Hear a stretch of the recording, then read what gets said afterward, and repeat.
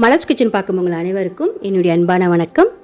இன்றைக்கி வந்து 1 கப் கோதுமை மாவு பயன்படுத்தி எப்படி சூப்பராக 10 நிமிஷத்தில் ஒரு ஈவினிங் ஸ்நாக்ஸ் பண்ணலாம் அப்படின்னு தான் நம்ம பார்க்க போகிறோம்.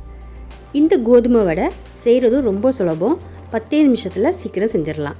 ஸோ வாங்க இந்த சூப்பரான கோதுமை வடையை எப்படி செய்யறதுன்னு முதல்ல பார்க்கலாம். இதுக்கு வந்து நான் 1 கப் அளவுக்கு கோதுமை மாவு எடுத்திருக்கேன். இதை பவுலில் சேர்த்துடலாம். இது கூடவே கட் பண்ணி வச்சுருக்க பொடி பொடியாக கட் பண்ண 1/2 கப் வெங்காயம் சேர்க்குறேன். 2 பச்சை மிளகாவை பொடி பொடியாக கட் பண்ணி சேர்க்குறேன். 1 டீஸ்பூன் இஞ்சியை பொடியாக கட் பண்ணி சேர்க்குறேன். அப்புறம் கொஞ்சம் கொத்தமல்லி இலைகள், இது கூடவே கொஞ்சம் கருவேப்பிலை இலைகள், 1 டீஸ்பூன் தனி மிளகாய்த்தூள், 1/2 டீஸ்பூன் சீரகத்தூள், 1/2 டீஸ்பூன் கரம் மசாலா தூள்,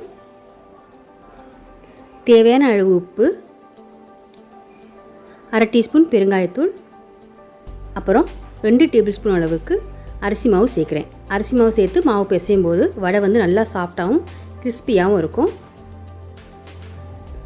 கொஞ்சமாக தண்ணி ஊற்றி வடை வந்து எந்த பக்குவத்தில் நம்ம பதத்தில் பிசைவோமோ அந்த அளவுக்கு பிசைஞ்சு வச்சுக்கலாம். தண்ணி வந்து கொஞ்சம் கொஞ்சமாக தெளித்து பிசைச்சிக்கலாம். இது கூடவே 1 டேபிள் ஸ்பூன் அளவுக்கு எண்ணெய் சேர்த்து பிசைஞ்சிக்கலாம். அப்போ தான் வந்து இன்னும் வந்து மாவு நல்லா சாஃப்டாக இருக்கும். மாவு ரெடி ஆயிடுச்சு. இதை வந்து 15 நிமிஷம் அப்படியே மூடி வச்சிடலாம். அப்போ தான் வந்து மாவு நல்லா சாஃப்டாக இருக்கும். 15 நிமிஷம் கழித்து பிசைஞ்ச மாவுலேருந்து கொஞ்சமாக எடுத்து கையில் வடைகள் மாதிரி தட்டி எல்லா வடையும் தட்டி பிளேட்டில் வச்சிடலாம். ரெடியாக இருக்குது. இப்போது எண்ணெய் நல்லா சூடாயிருச்சு. இதில் தட்டி வச்சுருக்க வடை எல்லாத்தையுமே சேர்த்துடலாம். சேர்த்துட்டு மிதமான தீயிலே இதை வேக வைக்கணும். மிதமான தீயில வேக வச்சா தான் கோதுமை வந்து உள்ளெல்லாம் நல்லா வேகும். 2 பக்கமும் பொன்னிறமாக வரணும்.